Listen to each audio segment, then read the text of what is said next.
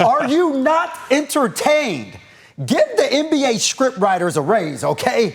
Happy hump day to you guys. Thanks for hanging out with us after that game. Welcome to a special edition of Toyota Sports Extra. I am Kevin John. And I'm Kurt Schroeder. Kevin, we're just going to cut to the chase. Roll the highlights because we have a discussion to get to. Oh, yes, we definitely do. We're headed to the Big Apple, Game 4 of the NBA Finals. And just like Game 3, the stars were out tonight. That includes Taylor Swift, who got a front row seat to see the largest comeback in NBA Finals history. Now, San Antonio came out the gate and just slapped the Knicks across the face. Spurs led 41-22 at the end of the first quarter. That's the largest first quarter lead by a road team in NBA Finals history. Victor Wembanyama had 13 of those points in the first. San Antonio actually led by double digits in all 4 of the games, including tonight. San Antonio was up by 27 at the half. No way they're going to blow it. Well, yes, they did. You guys saw how it ended. New York comes back to defeat the Spurs 107-106. The Knicks are now just one win away from hoisting that Larry O'Brien trophy. Now, I want to bring in our special guest right here. You guys know him. You love him. He is a friend of the show on ABC 10, former Sacramento King. You hear him on Kings pre- and post-game. The one and only Henry the High Flyer Turner. Henry, what did we just watch right there? Well, you watched a very inexperienced basketball team. You know, to come out and lose such a deficit the way that they did. You know, I would have to say the last 8 minutes of that game, San Antonio wasn't playing to win. They were playing not to lose. Now, in this game specifically, too, late in that game, we saw OG Anunoby crash the boards, get that tip. And you mentioned the touch there, but given that inexperience, too, Dylan Harper doesn't find a body, doesn't box out. Where did you really see the youth of San Antonio come into this game? I mean, it was so many things because San Antonio went on a 13-0 run.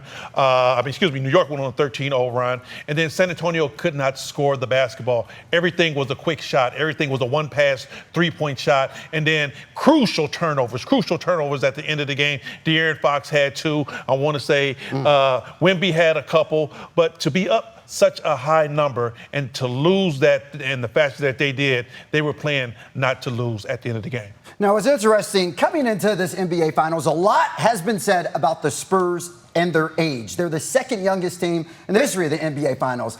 How much of that was on display? Oh, man. Their youth, I guess their immaturity down the stretch.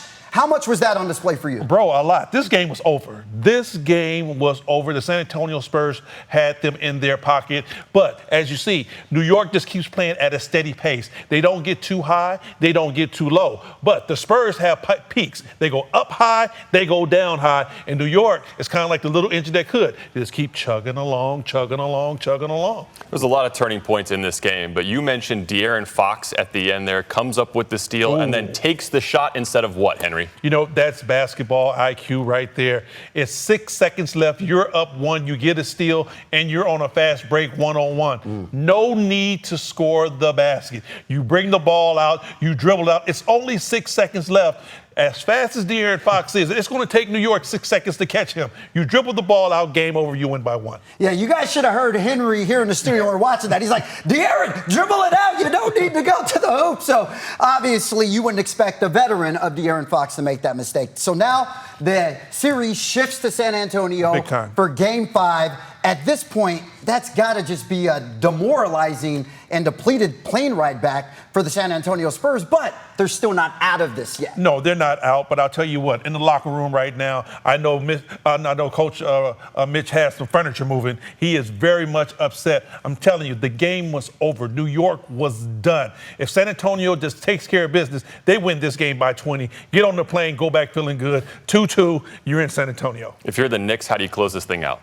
Oh, the Knicks, you don't want to go back. You don't want to go back. You want to go there and get that game. But the Knicks now, they're playing with house money. You're up 3-1. Even if you don't go in to San Antonio and win this game, you got to come to New York for Game 6. And boy, it's going to be a rumble in the jungle if they do that. Absolutely. Well, you know, Henry, you had the Knicks in 6 to begin this, right? Well, that's still correct. And Kurt, you still rolling with your prediction? No, I said Spurs in 6 before the series started, I should say. It looks bad now, but we'll see what happens. Come on, Kurt. stay course, with him, game man. 7. Stay with him. He's flip-flopping. Keep hope alive. Keep hope alive. It can't be Spurs in 6, but maybe Spurs in 7 now. We will see what happens. One thing's for sure, you can watch Game 5 of the NBA Finals right here on ABC 10 on Saturday night. In the meantime, you guys do not go anywhere. News and weather coming up in just 30 seconds.